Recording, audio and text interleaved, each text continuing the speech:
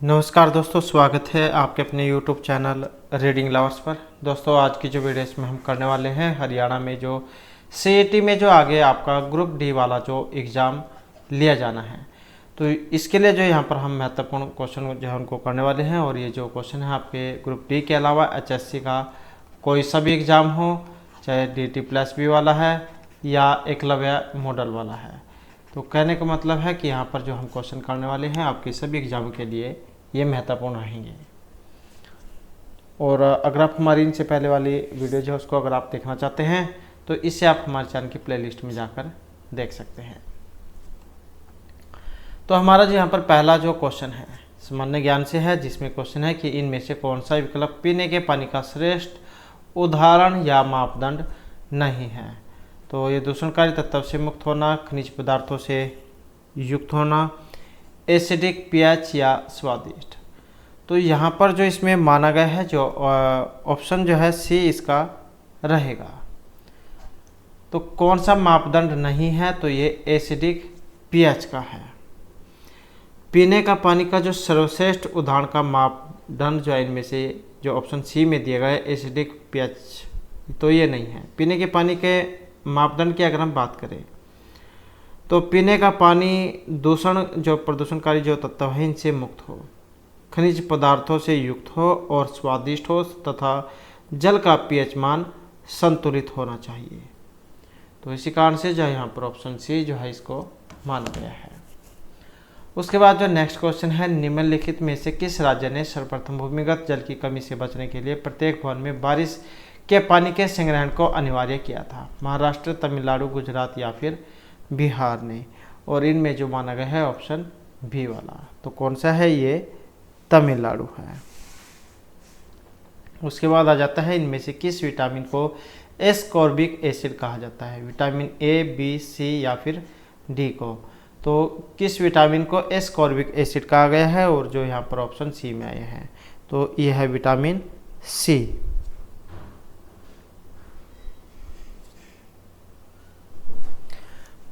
उसके बाद जो नेक्स्ट है हमारा,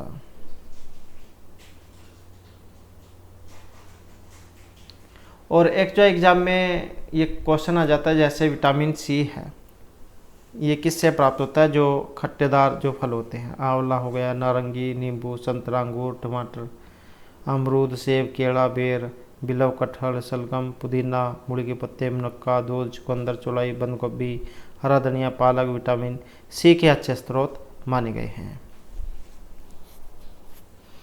उसके बाद है खाना बनाते समय निम्न में से कौन से विटामिन अत्यधिक ताप के कारण आसानी से नष्ट हो जाते हैं? विटामिन ए, डी, सी या फिर के। अत्यधिक ताप के कारण आसानी से नष्ट हो जाते हैं। और यहाँ पर जो इनमें आए हैं ऑप्शन सी वाले, तो ये विटामिन सी है। और शरीर को स्वस्थ बनाए रखने के लिए विटामिन सी बहुत आवश्यक है। और विटामिन सी को वैज्ञानिक भाषा में एस्कॉर्बिक एसिड कहा जाता है।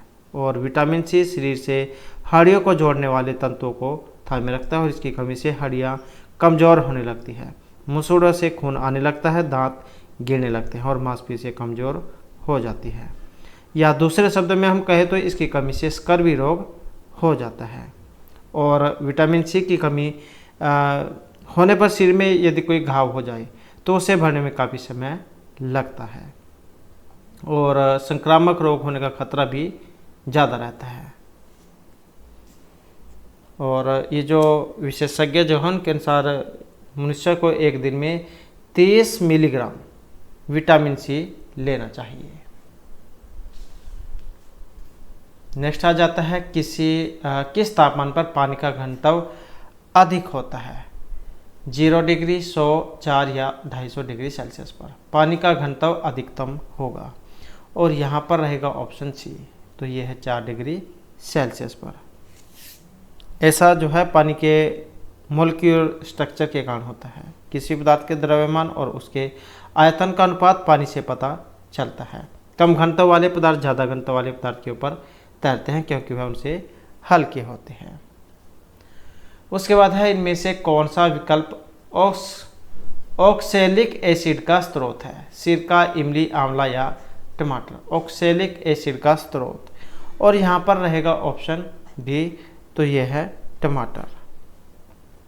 नेक्स्ट आ जाता है, इनमें से कौन सा विकल्प है भारत में आनुवांशिक रूप से संशोधित एवं वाणिज्यिक तौर पर सर्वप्रथम जारी पौधा है? गोल्डन चावल, IR8, बीटी बैंगन या बीटी कपास। तो कौन सा विकल्प है जो भारत में आनुवांशिक रूप से संशोधित और वाणिज्यिक तौर पर सर्वप्रथम जारी पौधा है? और ये है जो ऑप्शन डी में आया है, बीटी कपास। नेक्स्ट आ जाता है, निम्न में से कौन सी कुंजी पटल लघुपथ कीबोर्ड शॉर्टकट विंडो प्रचालन प्रणाली ऑपरेटिंग सिस्टम में स्टार्ट मेन्यू को दिखाती है? Control Z, ESC, space bar या अलर्ट इंटर। तो कौन सी कुंजी पटल लघुपथ कीबोर्ड शॉर्टकट विंडोज प्रचालन प्रणाली ऑपरेटिंग सिस्टम में स्टार्ट मेन्यू को दिखाएगी? और स्टार्ट मेन्यू जो है इसको दिखाएगी जो यहाँ पर ऑप्शन सी में आई है, कंट्रोल और साथ में जो ESC वाला जो होता है लेफ्ट साइड में सबसे ऊपर कॉर्नर में ESC का एक बटन होता है, तो कंट्रोल प्लस ESC जो है इसको दबाकर। उसके बाद आ जाता है नेक्स्ट हमारा, विंडोज 10 को पहले एक पूर्व अवलोकन के रूप में निम्नलिखित में से किस दिन जारी किया गया था? 1 जनवरी 2013, 14, 15। तो कौन सी डेट है यहाँ पर? और यहाँ पर जो है ऑप्शन सी वाली 1 अक्टूबर 2014। तो माइक्रोसॉफ्ट का जो विंडोज़ 10 है इसको 1 अक्टूबर 2014 को जारी किया गया था। अब तो विंडो जो है 11 आ चुका है। और इसकी क्या डेट है तो ये आप हमें कमेंट में बता सकते हैं। उसके बाद है, निम्नलिखित में से किसने 1857 के विद्रोह को दबाने के लिए अंग्रेजों को सहायता प्रदान नहीं की है? ग्वालियर के सिंधिया, अवध के बेगम हजरत महल, हैदराबाद के निजाम या भोपाल के सिकंदर बेगम। तो इनमें से किसने 1857 के विद्रोह को दबाने के लिए अंग्रेजों को सहायता प्रदान नहीं की थी? और ये थे जो ऑप्शन बी में आए हैं, अवध के बेगम हजरत महल। नेक्स्ट आ जाता है, गदर आंदोलन के इनमें से नेता कौन थे? हरदयाल, भगत सिंह, मैडम कामा या श्यामाजी कृष्ण वर्मा। तो गदर आंदोलन के नेता थे और जो ऑप्शन ए में आए हैं तो ये थे हरदयाल, लाला हरदयाल, बाबा हरनाम सिंह, बाबा सोहन सिंह और गुरदीप सिंह इस आंदोलन से जुड़े हुए थे। और गदर आंदोलन सैन फ्रांसिस्को अमेरिका में गदर पार्टी के सदस्यों के द्वारा 1913 में किया गया था। नेक्स्ट है, जवाहरलाल नेहरू के नेतृत्व में मुस्लिम लीग अंतरिम सरकार में कब सम्मिलित हुए थे? 2 सितंबर 1946, 14, 24 अक्टूबर या 14 नवंबर 1946 को। तो जवाहरलाल नेहरू के नेतृत्व में मुस्लिम लीग अंतरिम सरकार में कब सम्मिलित हुए थे? और ये हुए थे जो ऑप्शन सी में आए हैं 24 अक्टूबर 1946 को। इसका जो निर्माण नव निर्वाचित भारतीय संविधान सभा से हुआ था और इसमें कांग्रेस के द्वारा नामित 3 मुस्लिम सदस्य सहित कुल 12 जो सदस्य इसमें शामिल थे। और मुस्लिम लीग 24 अक्टूबर 1946 को इस सरकार में शामिल हुई थी। नेक्स्ट है, भारत का अक्षांशीय विस्तार डैश उत्तर से डैश उत्तर तक है। तो भारत का अक्षांशीय विस्तार कहाँ से कहाँ तक है? और यहाँ पर देखें तो इसमें है ऑप्शन बी वाला 8 डिग्री 4 से लेकर 37 डिग्री 6 उत्तरी अक्षांश के बीच है।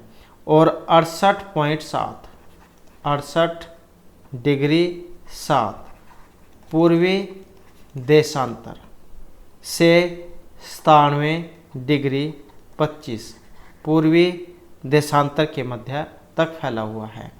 तो ये उत्तर में है 8 डिग्री 4 से 37 डिग्री 6। ये जो है यहाँ पर उत्तरी अक्षांश है। और 68 डिग्री 7 पूर्वी देशांतर से 97 डिग्री 25 पूर्वी देशांतर के मध्य फैला हुआ है। और कर्क रेखा ये जो है देश को 2 भागों में बांटती है। उसके बाद है 2011 की जो जनगणना रिपोर्ट के अनुसार निम्नलिखित में से किस राज्य में जनसंख्या घनत्व सबसे ज़्यादा है? पश्चिम बंगाल, केरल, उत्तर प्रदेश या बिहार में? तो ये तो 2011 की जो रिपोर्ट थी उसके अनुसार है। इसके अनुसार जो है यहाँ पर ये बिहार था। नेक्स्ट आ जाता है, स्वतंत्र भारत में किसी राज्य की प्रथम महिला जो राज्यपाल है इनमें से शारदा मुखर्जी, विजयलक्ष्मी पंडित, मार्गरेट अल्वा या सरोजिनी नायडू थी? तो ये स्वतंत्र भारत की पूछा गया यहाँ पर राज्य की प्रथम महिला राज्यपाल। और यहाँ पर देखें तो ये जो ऑप्शन डी है तो ये थी सरोजिनी नायडू। इनका जो जन्म है ये हैदराबाद में हुआ था और इन्होंने 13 साल की आयु में लेडी ऑफ दी लेक नामक कविता की रचना की थी। और लोकप्रियता के कारण ही 1925 में कांग्रेस के कानपुर अधिवेशन का नया अध्यक्ष चुना गया था। और भारत की स्वतंत्रता के बाद वे उत्तर प्रदेश की पहली राज्यपाल भी बनी थी और किसी राज्य की राज्यपाल बनने वाली वह पहली महिला है। नेक्स्ट आ जाता है, इनमें से कौन सा जीव एक कॉलोनियन के स्वरूप में रहता है? Amoeba, chlamydomonas, polysiphonia, volvox. तो इनमें कौन सा है? और इनमें जो माना गया है जो ऑप्शन डी में है, तो ये वोल्वोक्स है। उसके बाद है शून्यकाल का अर्थ क्या होता है? जब विपक्ष का प्रस्ताव मान लिया जाए, जब कोई अति महत्वपूर्ण विषय चर्चा के लिए उठाया जाए, सुबह और दोपहर के सत्र के मध्य का अंतराल, या जब धन विधेयक लोकसभा में पेश किया जाए, तो शून्यकाल होता है। और शून्यकाल जो है यहाँ पर जो ऑप्शन बी में है, जब कोई अति महत्वपूर्ण विषय चर्चा के लिए उठाया जाए। तो शून्यकाल जो है संसद के दोनों सदनों में प्रश्नकाल के बाद 12 से 1, 12 बजे से 1, ये 1 है, 12 से 1 बजे के बीच का समय होता है। इसे कहा जाएगा जो 12 से 1 बजे के बीच का होगा उसे शून्यकाल कहा जाएगा। और इसमें जो है अति महत्वपूर्ण जो विषय वो उठाए जाते हैं और फिर उन पर चर्चा होती है। उसके बाद आ जाता है अवमूल्यन का अर्थ क्या है? घरेलू मुद्रा के स्थान पर एक नई मुद्रा को लागू करना, चल पूंजी अन्य देशों की मुद्रा की तुलना में घरेलू मुद्रा का मान कम करना, या घरेलू मुद्रा का मान बढ़ाना। तो अवमूल्यन क्या होता है? और इसको माना गया है जो ऑप्शन सी, अन्य देशों की मुद्रा की तुलना में घरेलू मुद्रा का मान कम करना। उसके बाद है भारत का रूर किस नदी बेसिन को कहा गया है? दामोदर, गोदावरी, हुगली या स्वर्ण रेखा को। तो भारत का रूर किस नदी बेसिन को कहा गया है? और ये कहा गया है जो ऑप्शन ए में है, दामोदर नदी को। जिस प्रकार जर्मन में स्थित रूर खनिज विशेषकर कोयला उत्पादन के लिए प्रसिद्ध है, तो दामोदर बेसिन भी भारत में कोयला उत्पादन का प्रमुख केंद्र है। उसके बाद है भारतीय शास्त्रीय नृत्य को विदेशों में किसने लोकप्रिय बनाया था? रविशंकर, उदय शंकर, अहमद अली खान या हरिप्रसाद चौरसिया। तो ये भारतीय शास्त्रीय नृत्य को विदेशों में जो लोकप्रिय बनाए थे तो ये थे जो ऑप्शन बी में आए हैं, उदय शंकर। तो इन्होंने पश्चिमी थिएटर की विशेषताओं को भारतीय शास्त्रीय लोक नृत्य आदि परंपराओं से मिलाकर नृत्य की मिश्रित शैली का विकास किया था, जो यूरोप और अमेरिका में बहुत लोकप्रिय हुए थे। तो इसके बाद जो हमारे जो नेक्स्ट जो क्वेश्चन है कंप्यूटर जो है उससे आ जाते हैं। MS एक्सेस निम्न में से किस सुविधा को नहीं देता है? रिपोर्ट, टेबल, फिल्म या प्रोग्राम को। तो ये जो MS एक्सेस जो है माइक्रोसॉफ्ट एक्सेस, तो किस सुविधा को नहीं देता है? और इसमें रिपोर्ट, टेबल, प्रोग्राम, तो जो ऑप्शन आया है यहाँ पर डी में, तो ये प्रोग्राम ही है। उसके बाद है प्रिंट के लिए कौन सा मेनू सिलेक्ट किया जाता है? एडिट, फाइल, स्पेशल या टूल्स। तो प्रिंट के लिए कौन सा मेनू सिलेक्ट किया जाता है? तो इसके लिए जो रहेगा जो यहाँ पर ऑप्शन है सी में, फाइल का। और प्रिंट के लिए किस शॉर्टकट की का प्रयोग होता है? Ctrl+P। उसके बाद है प्रयोक्ता दस्तावेज को जो नाम देता है उसे फाइल नेम, रिकॉर्ड, प्रोग्राम या डाटा क्या कहते हैं? तो प्रयोक्ता दस्तावेज को जो नाम देगा और उसको कहा जाएगा फाइल नेम। नेक्स्ट है कट, कॉपी और पेस्ट करने के लिए कौन सा मेनू सिलेक्ट किया जाता है? फाइल, स्पेशल, टूल या एडिट मेनू। तो कट, कॉपी और पेस्ट करने के लिए और इसके लिए जो प्रयोग किया जाता है जो ऑप्शन डी में है, एडिट मेनू का। उसके बाद है रिलेटेड फाइलों के कलेक्शन को कहा जाएगा? करेक्टर, डाटाबेस, फील्ड या रिकॉर्ड। तो रिलेटेड फाइलों के कलेक्शन को, और इसको कहा जाता है जो ऑप्शन सी में है, डाटाबेस। नेक्स्ट है विद्यमान डॉक्यूमेंट को परिवर्तित करना डॉक्यूमेंट कहलाता है? क्रिएट करना, मॉडिफाइंग करना, एडिटिंग या एडजस्टिंग। तो विद्यमान डॉक्यूमेंट को परिवर्तित करना, और उसको जो कहा जाएगा जो ऑप्शन बी में है, एडिटिंग। नेक्स्ट आ जाता है वर्ड में टेक्स्ट की फॉर्मेटिंग करते समय किस ग्रुपिंग में काम किया जाता है? Table, paragraph index section. तो ये जो वर्ड है इसमें टेक्स्ट की फॉर्मेटिंग करते समय किस ग्रुपिंग में काम किया जाता है, और इसमें जो है ऑप्शन ए वाला, टेबल्स, पैराग्राफ और इंडेक्स में। नेक्स्ट आ जाता है माइक्रोसॉफ्ट ऑफिस एक शेयरवेयर है, पब्लिक डोमेन सॉफ्टवेयर है, ओपन सोर्स सॉफ्टवेयर है या एक एप्लीकेशन सूट है। तो ये जो एमएस ऑफिस जो है, माइक्रोसॉफ्ट ऑफिस, ये क्या है, और इसको माना गया है एक एप्लीकेशन सूट। नेक्स्ट आ जाता है नए नाम सहित या नए लोकेशन पर किसी विद्यमान फाइल को सेव करने के लिए आपको कौन सी कमांड का प्रयोग करना चाहिए। तो नए नाम सहित या नए लोकेशन पर किसी विद्यमान फाइल को सेव करने के लिए save, save and replace, save as या न्यू फाइल्स का। तो फाइल को सेव करने के लिए आपको कौन सी कमांड का प्रयोग करना चाहिए, जो ऑप्शन सी में ही है, सेव एज का। उसके बाद है नीचे दिए गए सभी पद स्प्रेडशीट सॉफ्टवेयर संबद्ध हैं सिवाय वर्कशीट, फार्मूला, सेल या वायरस डिटेक्शन की। तो नीचे दिए गए सभी पद स्प्रेडशीट सॉफ्टवेयर से संबंधित है, सिर्फ एक को छोड़कर जो ऑप्शन डी में आया है, वायरस डिटेक्शन। उसके बाद है माइक्रोसॉफ्ट ऑफिस एक्सेल डॉक्यूमेंट में प्रत्येक सेल अपने सेल एड्रेस से रेफर किया जाता है, जो सेल को कॉलम लेबल और वर्कशीट टैब नाम, सेल का रो लेबल या सेल का रो और कॉलम लेबल कहा गया है।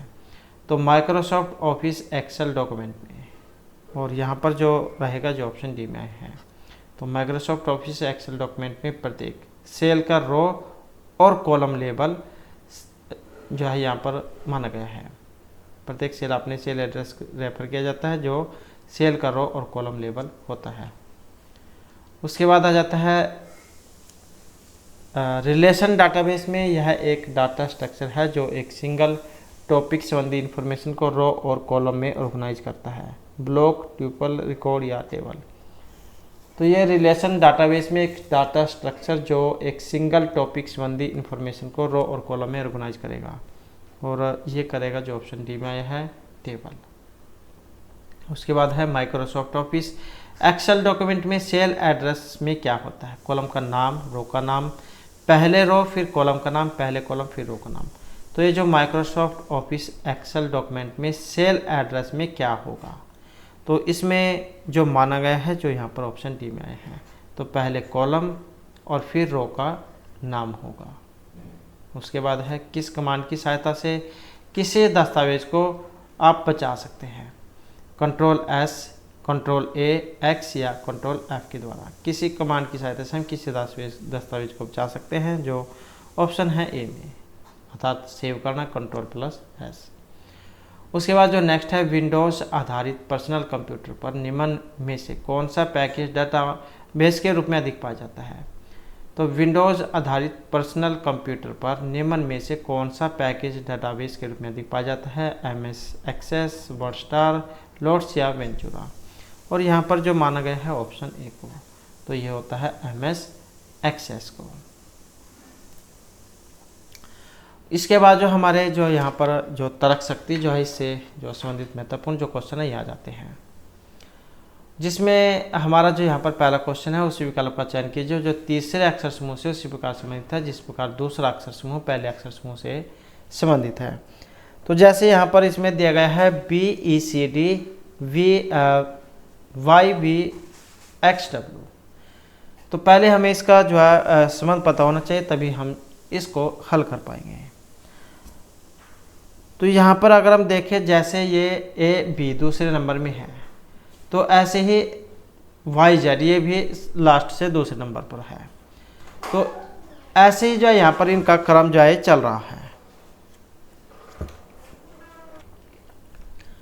तो यहाँ पर भी सेम जो वैसे ही जो चल रहा है जैसे ABCD। तो आपको ये याद होना चाहिए AEJOTY 1, 5, 10, 15, 20 और 25। तो इनसे आप आसानी से इनको पता कर लोगे कि कौन सा जो ये वर्ड है कौन से नंबर पर है। तो यहाँ पर आप देख सकते हैं जैसे ये ABCD चौथे नंबर पर है, तो इसमें भी फिर वैसे ही आप इसमें देख सकते हैं कौन सा जो है यहाँ पर चौथे नंबर पर है। तो यहाँ पर जो इसका बनेगा जो ऑप्शन सी में आया है WTVU। तो आप जो इस प्रकार से इसे मिलान करके देख सकते हैं। नेक्स्ट आ जाता है निम्नलिखित शब्दों को एक तार्किक एवं अर्थपूर्ण क्रम में व्यवस्थित कीजिए। जैसे दवा, परामर्श, स्वास्थ्य लाभ, रोग की पहचान, बीमारी, डॉक्टर। इनको अगर हम यहाँ पर देखें तो सबसे पहले क्या है, व्यक्ति बीमार होता है। बीमार होने के बाद डॉक्टर के पास जाता है। डॉक्टर जो है रोग की पहचान करते हैं, इसको हुआ कौन सा रोग हुआ है। उसके बाद उसको परामर्श दिया जाता है। परामर्श के बाद उसको दवाई दी जाएगी। दवाई देने के बाद उसको लाभ होगा। तो इस प्रकार से जो क्रम है यहाँ पर चलता है अगर एक व्यक्ति बीमार हो जाए। तो जो यहाँ पर जो है ऑप्शन ए में बना है। नेक्स्ट आ जाता है यहाँ पर भी निम्नलिखित 4 अक्षर समूह में से 3 अक्षर समूह किसी प्रकार से एक समान है और एक अलग है। तो जो अलग है वो बताना है इसमें कौन से वाला है और क्यों है। तो यहाँ पर देखें तो इसमें ऑप्शन ए जो है इसको माना गया है HNLJ, और इसको छोड़कर अन्य तीनों अक्षर में एक अक्षर स्वर है। मतलब इनमें क्या है, जैसे ये हो गया वावल है AEIOU, ये वाला हो गया, ये हो गया, ये हो गया। तो इसमें कोई नहीं है क्योंकि रीजनिंग जो होते हैं उसे किसी भी तरीके से पूछा जा सकता है। तो यही जो यहाँ पर इसमें अंतर है। नेक्स्ट आ जाता है नीचे 2 कथन दिए गए हों और उसके बाद 1, 2, 3 जो निष्कर्ष है वो आए हैं। तो कह सकते हैं कि निष्कर्ष वाला क्वेश्चन है ये। और इसमें क्या है, कुछ कारें वाहन है, कोई भी वाहन 4 पहिया नहीं है। तो यहाँ पर भी जो आपने इसका डायग्राम पहले बनाना होगा। तो यहाँ पर क्या है, कुछ कारें, तो पहले बना लेते हैं कार, ये होगी कार। कुछ कार वाहन है, तो इसका मतलब क्या है, कुछ कारें वाहन है। कुछ का मतलब थोड़ा हिस्सा, ये जो थोड़ा हिस्सा है, कुछ कारें वाहन है। कोई भी वाहन 4 पहिया नहीं है। तो कोई भी का मतलब इससे जुड़ा हुआ कोई भी नहीं है, न तो सभी है न कुछ है, मतलब ये बिल्कुल ही अलग है। यह है 4 पहिया, 4 पहिया। तो यहाँ पर कुछ जो कारें वाहन हैं और कोई भी वाहन 4 पहिया नहीं है। अब इसको अगर हम यहाँ पर देखें तो कोई भी कार 4 पहिया नहीं है, कोई भी कार 4 पहिया नहीं है। सभी 4 पहिया कारें हैं, सभी 4 पहिया, ये जो 4 पहिया कारें हैं। अब कुछ वाहन कारें हैं, कुछ वाहन कारें हैं, तो ये कुछ हिस्सा है। कुछ वाहन कारें हैं तो इसका कुछ हिस्सा है। तो इसके अनुसार अगर हम यहाँ पर कथन को देखें तो यहाँ पर सिर्फ जो है इसमें ऑप्शन ए ही माना गया है, केवल निष्कर्ष 3। कुछ वाहन कारें हैं क्योंकि इसका कुछ हिस्सा है, कार वाहन का कुछ हिस्सा, कुछ कारें वाहन हैं। लेकिन ये जो 4 पहिए जो इनसे कोई मेल नहीं है, ये बिल्कुल ही अलग है। कोई भी कार 4 पहिया नहीं है क्योंकि कार का संबंध वाहन से है, इनसे नहीं है। सभी 4 पहिया कारें हैं, सभी जो 4 पहिया कारें नहीं है क्योंकि ये 4 पहिया अलग है, कार अलग है। तो कुछ वाहन कारें हैं, ये इसके साथ संबंध है, तो इसका मतलब ये कुछ है। तो इसी कारण से जो है यहाँ पर इसका जो है निष्कर्ष तीसरे वाला माना गया है। उसके बाद आ जाता है निम्नलिखित 4 शब्दों में से 3 शब्द किसी प्रकार से एक समान है, एक शब्द अलग है। तो जो अलग है वही आपने यहाँ पर बताना है कौन सा है, दृढ़ता, धीरज, स्थिरता या प्रवृत्ति। और यहाँ पर अगर हम देखें तो ऑप्शन है डी वाला। तो जो अलग है ये प्रवृत्ति जो है इसको माना गया है क्योंकि प्रवृत्ति को छोड़कर अन्य तीनों शब्द समान है। तो इन तीनों शब्द की अर्थ समानता को दिखाई गई। उसके बाद है पी क्यू के पिता, आर के दादा, आर एस का भाई, एस की माता टी का विवाह बी से हुआ है, तो टी क्यू की बहन है। तो ये वी पी का संबंध आपने बताना है। तो वी पी का क्या संबंध है, वी पी का जो है यहाँ पर ये इनका दामाद है। उसके बाद आ जाता है नेक्स्ट क्वेश्चन, नीचे दिए गए समीकरण को सही करने के लिए किन 2 चिन्हों को आपस में बदलना चाहिए। तो ये जो है इनमें जो चिन्ह दिए गए हैं इनमें से आपने 2 बदलने हैं और 2 बदलने के बाद जो यहाँ पर हल होगा। तो ये 6 बराबर 6 आना चाहिए। तो जब हम इसमें से बदलेंगे जो ऑप्शन बी में है जमा और माइनस, इसको हम बदलेंगे। तो बोडमास वाला नियम जो है होता है फार्मूला आपने लगाना है। तो 18/6 - 6 प्लस में 3 गुणा में 3 बराबर में 6। तो इस प्रकार से बनेगा ये गुणा। तो पहले क्या होता है भाग होता है, तो भाग देने पर क्या बनेगा 6 × 18 3 6 + 3 गुणा 3 बराबर 6 और भाग गुणा। अब इसके बाद गुणा आ जाएगी 3 - 6 जमा 3 × 3 = 9 बराबर 6 और उसके बाद क्या होता है भाग गुणा जमा। तो अब यहाँ पर क्या होगा जमा होगी। अब ये प्लस का है और यहाँ पर भी प्लस है, तो इनकी ही यहाँ पर जमा होगी। तो 9 और 3 12 - 6 बराबर 6। तो यहाँ पर अब 12 में से 6 गए कितने होंगे 6, तो 6 बराबर 6। नेक्स्ट है यहाँ पर 10 वर्ष पहले किसी पिता की आयु अपने पुत्र की आयु की 3.5 3 से 1/2 गुना अधिक थी और अब से 10 वर्ष के बाद पिता की आयु अपने पुत्र की आयु से 2 से 1/4 गुना अधिक होगी। तो वर्तमान में पिता और पुत्र की कुल आयु का जो योग है कितना होगा। तो इनका जो योग है यहाँ पर ऑप्शन रहेगा ये वाला। तो ये 110 वर्ष की है। उसके बाद है जिस प्रकार क्रिया का संबंध प्रतिक्रिया से होता है उसी प्रकार उकसाने का संबंध प्रतिपुष्टि दूरदृष्टि अनुक्रिया या स्वागत से है। तो जिस प्रकार क्रिया का संबंध प्रतिक्रिया से होता है उसी प्रकार उकसाने का जो संबंध है ये अनुक्रिया से होता है। नेक्स्ट है नीचे दी गई श्रृंखला में प्रश्न चिन्ह जो है इसके स्थान पर कौन सी संख्या आएगी। तो कौन सी आएगी यहाँ पर 2 5 11 23। इनका क्रम देखना अपने कौन से वाला क्रम यहाँ पर चल रहा है। इनके अगर हम यहाँ पर क्रम को देखें तो 2 और 3 5 होते हैं, 5 और 6 11 होते हैं, 11 और 12 13 होते हैं। तो यहाँ पर अगर हम देखें तो यहाँ तक 3 दूनी 6 हो रहा है, 6 दूनी 12 होता है। तो वैसे ही अगर हम इसका भी 12 दूनी 24 करें, यहाँ पर भी 12 दूनी 24 करें तो 23 और 24 कितने होते हैं 47। तो यही जो इसका होना चाहिए क्योंकि ये क्रम चल रहा है और इसका देखें तो 47 या यहाँ पर जो ऑप्शन ए है इसमें आया है।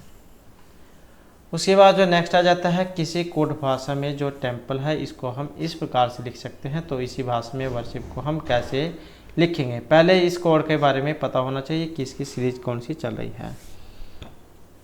तो यहाँ पर देखें तो ये जो टी है ST, तो ये इसकी जो है यहाँ पर इसके साथ क्रम है ST और DE LMOP। तो इस प्रकार तो इसी प्रकार से जो अगर हम यहाँ पर ये जो वर्शिप जो है इसका क्रम देखें तो इसका जो है यहाँ पर ऑप्शन रहेगा सी वाला। तो ये वाला जो क्रम है यहाँ पर इसका बनेगा। नेक्स्ट आ जाता है एक पासे के दो भिन्न स्थितियों को दिखाएगा। यदि संख्या 6 निचले फलक पर है तो ऊपरी फलक पर कौन सी संख्या दिखाई देगी। तो यहाँ पर कुछ जो क्रम अगर हम देखें जैसे 1 के विपरीत 5, 5 के विपरीत 3 और ऐसे ही या 3 के विपरीत 1, ऐसे ही यहाँ पर भी अगर हम देखें तो 3 के विपरीत 4, 4 के विपरीत 2 और 2 के 3। तो यहाँ पर फिर जो है 3 बराबर क्या होगा 3, 1 बराबर 4 और 5 बराबर 2 होगा। तो 3 जो है 3 के विपरीत क्या होगा 6 होगा, 3 के विपरीत होगा 6, 1 के विपरीत कितना होगा 4, 5 के विपरीत 2। तो 6 के निचले फलक पर संख्या जो है ये 3 आएगी जो ऑप्शन डी में है। तो यहाँ पर जो इसका ऑप्शन जो है डी वाला आ जाएगा। उसके बाद है शशिकला लंबी दौड़ के लिए अपने घर से निकलती है। वह अपने घर से शुरू करती है और उत्तर दिशा में 4 किलोमीटर दौड़ती है, फिर वह दाईं ओर मुड़ती है और 3 किलोमीटर दौड़ती है। तो इस प्रकार का जो क्वेश्चन उसके करने के लिए आपको जो दिशाओं जो है उनका ज्ञान होना चाहिए। जैसे हमारे मुंह की तरफ जो उत्तर होती है, पीठ के इसके बिल्कुल विपरीत में दक्षिण होगी, राइट हैंड पूर्व होगी, लेफ्ट हैंड पश्चिम दिशा होगी। तो यहाँ पर क्या है, शशिकला लंबी दौड़ के लिए अपने घर से निकलती है और वह अपने घर से शुरू करती है और उत्तर दिशा में 4 किलोमीटर चलती है। तो उत्तर दिशा कौन सी है, मतलब यहाँ से चली, ये उत्तर साइड में, इस साइड में चली वो 4 किलोमीटर। फिर वह दाईं ओर मुड़ती है। दाईं कौन सी, ये है दाईं साइड, मतलब राइट हैंड मुड़ती है और 3 किलोमीटर चलती है।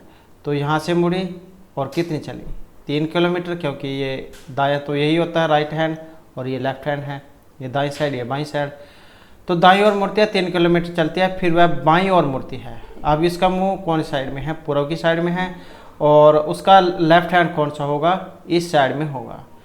तो वह फिर बाएं मुड़ती है और 4 किलोमीटर चलती है। तो बाएं कौन सी होगी, ये उसका राइट हैंड होगा इस साइड में, क्योंकि उसका मुंह इस साइड में है, तो राइट ही इस साइड में होगा और लेफ्ट इस साइड में, तो या इधर मुड़ना है। तो वह बाईं मुड़ेगी और चलेगी कितनी, 4 किलोमीटर। अंत में है दाईं ओर मुड़ती है। अब यहाँ पर इसका मुंह जो उत्तर की तरफ हो गया। अब 4 किलोमीटर चली और अंत में वह दाईं ओर मुड़ती है और 3 किलोमीटर चलती है। यहाँ से अब उसका दायां कौन सा होगा, ये वाला होगा, तो इस साइड में चलेगी कितनी, 3 किलोमीटर चलेगी, ऐसे चलेगी 3 किलोमीटर और स्टेडियम में रुकती है। तो ये आ गया उसका स्टेडियम यहाँ पर। तो शशिकला के घर से संबंध में स्टेडियम किस दिशा में स्थित है।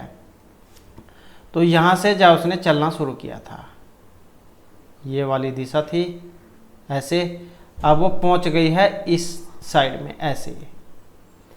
अब ये वाली जो दिशा है ये कौन सी है, अब यहाँ से आप देख सकते हैं ये वाली दिशा। तो क्योंकि यहाँ पर ये उत्तर है, ये पूर्व है, तो इसको कहेंगे हम उत्तर पूर्व, और जैसे ये पश्चिम है तो इसको कहेंगे दक्षिण पश्चिम। तो इस साइड में चलिए यहाँ पर, तो कौन सी होगी, उत्तर पूर्व वाली। तो जो किस में है, ऑप्शन सी में है, उत्तर पूर्व।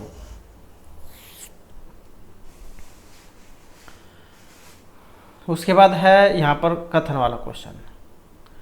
कथन है कि कपिल ने मोनी टीवी पर prime news with Kapil show में अपनी भूमिका के लिए सर्वश्रेष्ठ समाचार एंकर पुरस्कार जीता। निष्कर्ष है कि कपिल एक टीवी समाचार एंकर है और कपिल ने लगातार दूसरी बार यह पुरस्कार जीता है। तो इसमें इसका जो यहाँ पर निष्कर्ष क्या निकलेगा, और यहाँ पर जो हमारा सेंसर जो ऑप्शन रहेगा ये वाला, तो केवल इसमें जो निष्कर्ष एक ही निकल के आएगा कि कपिल एक टीवी एंकर है। उसके बाद है उस वेन आरेख का चयन करें जो निम्नलिखित वर्गों के बीच संबंध का अच्छा प्रतिनिधित्व करता है, जैसे समानांतर चतुर्भुज, समचतुर्भुज, वर्ग और समलंब। तो वो आपने इसमें बताना है इनमें से कौन सा बनेगा।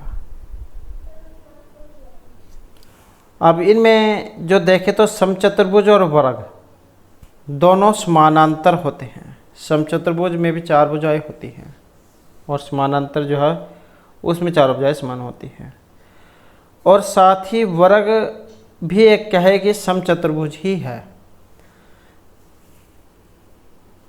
तो सबसे जो अच्छा प्रतिनिधित्व जो है यहाँ पर जो ऑप्शन बी वाला ये करेगा, क्योंकि समलंब अलग है। वर्ग हो गया, वर्ग में ही समचतुर्भुज और समानांतर चतुर्भुज और समलंब अलग है। तो समानांतर चतुर्भुज, समचतुर्भुज, वर्ग और समलंब।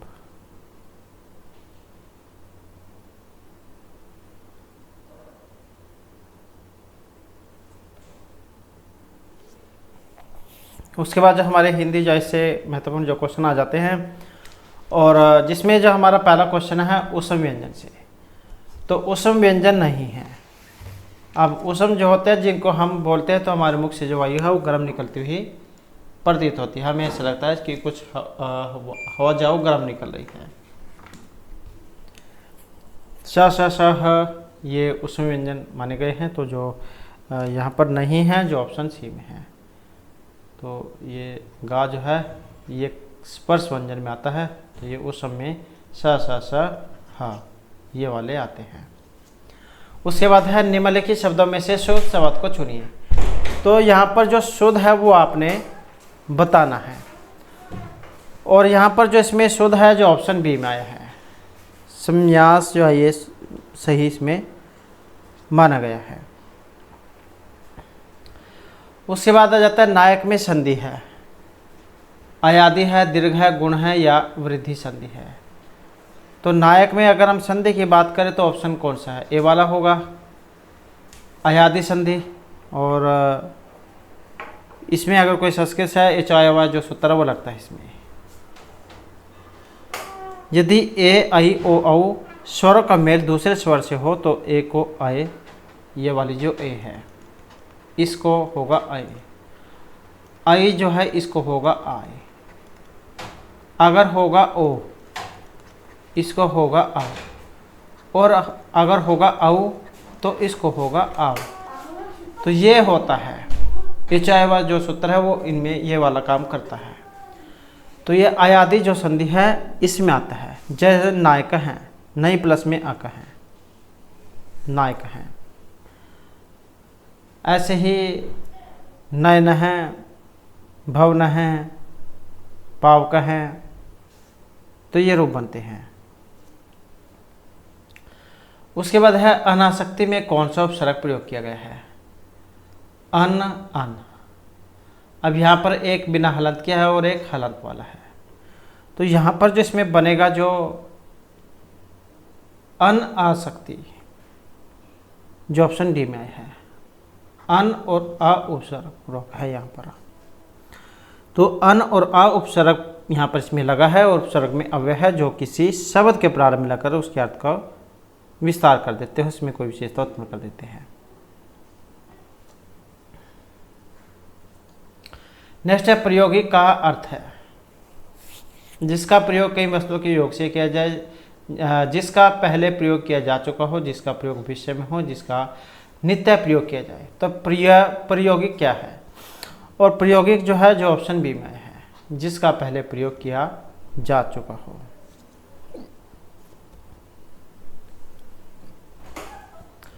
उसके बाद जो नेक्स्ट है वाक्य की पूर्ति उचित लोकोक्ति से कीजिए।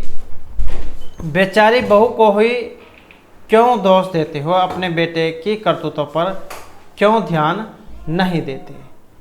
सच ही कहा गया है नाचन जाने आंगन टेढ़ा, पढ़े फारसी बेचे तेल, अपना पैसा खोटा हो तो परखने वाले क्या क्या दोष, धोबी का कुत्ता घर का ना घाट का। तो यहाँ पर बेचारी बहू को ही क्यों दोष देते, अपने बेटे की करतूतों पर क्यों ध्यान नहीं देते। तो यहाँ पर इसमें जो माना गया है जो ऑप्शन सी में आया है, क्या जब अपना पैसा खोटा हो तो परखने वाले का क्या दोष। जब कह देते हैं कि देसी भाषा में जब आपने सिक्का खोटा हो तो दूसरे को दोष क्या देना, तो यही जो है यहाँ पर इसका आया है। उसके बाद है ग्रहों का नाम सदैव स्त्रीलिंग पुल्लिंग नपुंसकलिंग या इनमें से किसी में भी नहीं होता है। तो ग्रह जो होते हैं इनके नाम जो यहाँ पर माने गए हैं ऑप्शन डी वाले। तो ये तो ना तो पुल्लिंग ना स्त्रीलिंग ना नपुंसकलिंग माने गए हैं, क्योंकि इनको क्या है किसी जो नियमावली है इसमें नहीं बांधा गया है। वैसे इसका अगर किसी को आंसर कुछ और भी लगता है तो आप हमें कमेंट में बता सकते हैं। उसके बाद है नर नारी का समास रूप है, कर्मधारय द्वंद्व द्विगु या तत्पुरुष समास। अब इसकी भी पहचान आप एकदम से आसानी से कर सकते हैं, जहाँ पर भी आपको ये वाला चिन्ह दिखाई दे तो इसका मतलब है वहाँ पर जो द्वंद्व जो समास है हुआ है, जैसे सुख दुख होता है, भाई बहन, राजा रानी, तो इस प्रकार से। तो कौन सा है ऑप्शन सी यहाँ पर इसका होगा। नेक्स्ट है इनमें से कौन सा वाक्य मिश्र वाक्य है। मिश्रण कह सकते हैं। मिश्रण क्या होता है? जो 2-3 का मिश्रण होता है। विद्वान सब जगह पूजा जाता है, अच्छा लड़का माता पिता की आज्ञा मानता है। वह पुस्तक राम की थी, जब शेर हुआ तब हम लोग बाहर गए। अब ये मिश्रण वाला आपको यहाँ पर कौन सा लग रहा है? और यहाँ पर जो इसमें मिश्रण वाला लग रहा है जो ऑप्शन डी में आया है, जब सवेरा हुआ तब हम लोग बाहर गए। तो यही क्या यहाँ पर मिश्रण वाला लग रहा है। जब तब समुच्चय बोधक का प्रयोग प्रधान वाक्य को आश्रित उपवाक्य से जोड़ने के लिए किया जाता है। तो यही मिश्रण वाक्य का उदाहरण है। उसके बाद आ जाता है हिंदी भाषा किस लिपि में लिखी जाती है? गुरमुखी, देवनागरी, ब्रह्मी या सौराष्ट्री में? तो हिंदी भाषा किस लिपि में लिखी जाती है? और इसमें रहेगा ऑप्शन सी, तो ये लिखी जाती है देवनागरी लिपि में। तो सही आंसर जो है यहाँ पर ऑप्शन रहेगा सी वाला। उसके बाद जो हमारे यहाँ पर जो इंग्लिश जैसे महत्वपूर्ण जो क्वेश्चन आ जाते हैं, जिसमें पहला क्वेश्चन रहेगा fill in the blanks with the appropriate following words. Dash my money has been spent, there is nothing left, some, other, all या टोटल। और यहाँ पर इनमें अगर हम देखें तो ऑप्शन जो है बनेगा डी वाला, all my money has been spent. मेरे जितने भी पैसे थे वो सारे समाप्त हो चुके हैं और अब मेरे पास कुछ भी नहीं बचा है। नेक्स्ट आ जाता है यहाँ पर जो सही सेंटेंस है वो आपने बताना है। और यहाँ पर इनमें अगर हम सही देखें तो ऑप्शन है ए वाला, he went to work despite his illness. Next आ जाता है यहाँ पर बताना है अपने एंटोनिम्स, जो इसका विपरीतार्थक है इस शब्द का, मेजेस्टिक का। और इसका जो विपरीत बनेगा जो ऑप्शन ए में आया है, राजसी, प्रतापी। और इसका जो एंटोनियम्स जो है ये करुणाजनक या फिर दयनीय होगा। अविषम इसका मतलब भयानक से लिया गया, फैब का मतलब शानदार, नोबल जो है इसका मतलब श्रेष्ठ, जन या फिर अभिजात से लिया गया है। उसके बाद आ जाते हैं यहाँ पर भी आपने जो करेक्ट पैसिव वॉइस सेंटेंस जो है वो बतानी है, जैसे हु टॉट यू इंग्लिश। तो इसमें जो यहाँ पर सही बना है ऑप्शन बी वाला बना है। हु जो होता है ये बाय होम में बदलता है, by whom were you taught English. उसके बाद है यहाँ पर fill in the blanks with the appropriate following words. We waited in traffic for a long time for the dash of the minister's car to pass. और इसका जो बनेगा option B वाला, तो कौन जो है इसका बनेगा रक्षक दल का प्रयोग। उसके बाद आ जाता है the mind wrap its icy fingers around my body। The sentence is an example of personification, metaphor, hyperbole, simile. तो किसका है अलंकार जो उसमें से है? और इसमें देखें तो ऑप्शन रहेगा ये वाला, personification जो है यहाँ पर माना गया है। इसका जो मतलब होता है मानवीय कारण अलंकार। मानवीय कारण अलंकार आपने हिंदी में भी पढ़े होंगे।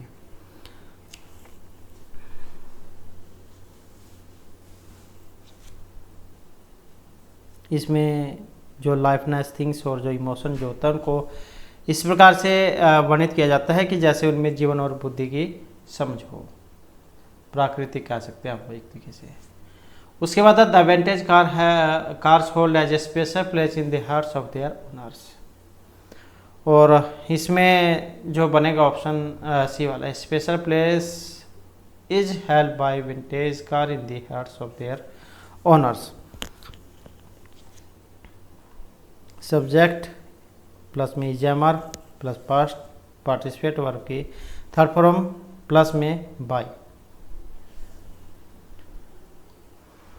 उसके बाद जो नेक्स्ट है हमारा हरियाणा का सामान्य ज्ञान से, इनमें से कौन सा शहर हर्षवर्धन की राजधानी था? इंद्रप्रस्थ, पानीपत, स्वर्णप्रस्थ या थानेसर। तो हर्षवर्धन जो है इनको जाना जाता है ऑप्शन डी, थानेसर के शासक थे, तो ऑप्शन आएगा डी वाला। उसके बाद है हरियाणा में राजा जन्मेजय का संबंध कौन से नगर से है? झज्जर, जींद, सफीदो या जगाधरी से। तो राजा जन्मेजय जो है इनका जो संबंध है ये सफीदो से माना गया है, जिसे सर्वदमन भी कह देते हैं।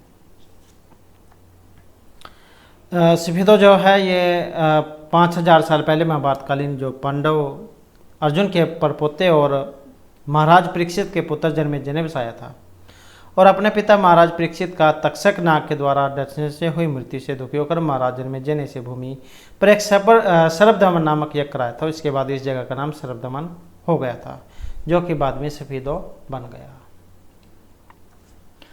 नेक्स्ट है, ईस्वी पूर्व हरियाणा क्षेत्र में किस वंश के पराक्रमी राजा हुए हैं? पूर्व, कुरु, भरत या इन सभी वंश के?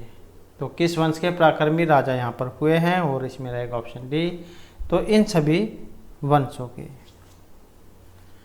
उसके बाद हरियाणा में जो सांग परंपरा का प्रारंभ किस कलाकार से माना जाता है?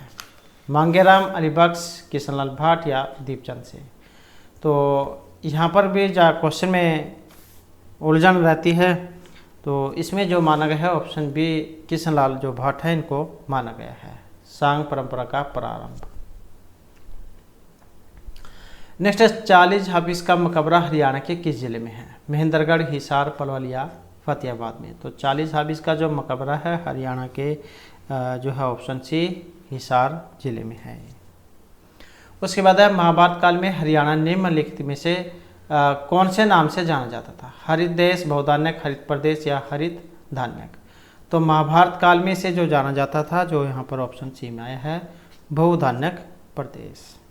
उसके बाद है, हरियाणा राज्य दिल्ली को सब तरफ से घेरे हुए है, केवल पश्चिम, पूर्व, उत्तर या दक्षिण को छोड़कर। तो हरियाणा राज्य दिल्ली को सब तरफ से घेरे हुए है और जो ऑप्शन बी में है, पूर्व को छोड़कर। और दिल्ली की सीमा हरियाणा के फरीदाबाद, गुड़गांव, बद्रगढ़ से लगती है, बहादुरगढ़। उसके बाद है, दमदमा झील किस जिले में स्थित है? फरीदाबाद, गुड़गांव, रोहतक या हिसार में? तो दमदमा झील ये किस जिले में है? और इसमें देखें तो ऑप्शन रहेगा बी वाला, तो कहाँ पर है? ये गुड़गांव में है और यह हरियाणा की सबसे बड़ी झीलों में से है। और इसका जो निर्माण है तब हुआ था जब 1974 में वर्षा जल के दोहन के लिए पत्थर और मिट्टी का एक बांध बनाया गया था। और अरावली पहाड़ी से घिरा हुआ यह स्थल एक लोकप्रिय पिकनिक स्थल भी है। उसके बाद नेक्स्ट आ जाता है, हरियाणा में जो मारकंडा नदी इनमें से किस जिले से होकर नहीं गुजरती है? अंबाला, सिरमौर, पंचकुला या कुरुक्षेत्र से? तो एक स्थान कौन सा है जहाँ से नहीं गुजरती है? और ये जो ऑप्शन जो यहाँ पर बी जो है इसमें आया है। भारत का जो हिमाचल प्रदेश और हरियाणा राज्य में मारकंडा जो नदी है, घग्गर नदी की एक सहायक नदी है, जो सिरमौर जिले, अंबाला जिले और कुरुक्षेत्र जिले के शाहबाद मारकंडा शहर से होकर बहती है। और ये जो मारकंडा, इसका प्राचीन नाम कई बार आ जाता है, तो इसका जो प्राचीन नाम है ये अरुणा था, अरुणा। नेक्स्ट है, भौगोलिक रूप से हरियाणा में विधानसभा क्षेत्र हैं 14, 70, 10 या 90? तो यहाँ पर क्या है? ये ऑप्शन आएगा डी वाला, ये तो 90 होगा या फिर 91 एग्जाम में हो सकता है। उसके बाद हरियाणा के प्रथम महाअधिवक्ता थे बलदेव राज महाजन, बाबू स्वरूप, हवा सिंह हुड्डा या इनमें से कोई से भी नहीं? और इनमें देखें तो ऑप्शन है बी वाले, तो ये थे बाबू स्वरूप।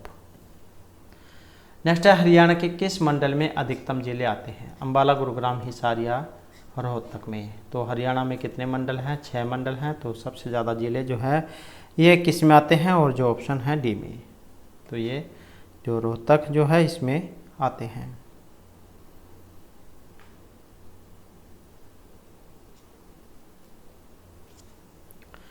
उसके बाद जो नेक्स्ट क्वेश्चन है, हरियाणा के प्रथम गैर कांग्रेसी जो मुख्यमंत्री हैं इनमें से कौन थे? चौधरी देवीलाल, बंसीलाल भगवदयाल शर्मा या राव वीरेंद्र सिंह? और यहाँ पर जो इनमें माने गए हैं, जो ये ऑप्शन डी में आए हैं, तो ये राव वीरेंद्र सिंह थे।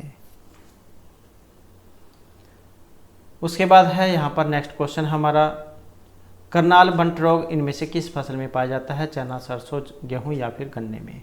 और इसमें रहेगा ऑप्शन बी, तो ये पाया जाता है गेहूँ में। उसके बाद है CNG 2171 निम्नलिखित फसल की एक लोकप्रिय किस्म है? काला चने की, कपास, हरा चना या फिर चने की? तो CNG 2171, और ये जो मानी गई है, जो ऑप्शन डी में आई है, तो ये चने की है। उसके बाद है, हरियाणा में निम्नलिखित में से किस खेल की असाधारण प्रतिभाएं हैं? कुश्ती, कबड्डी, खो खो या इन सभी की?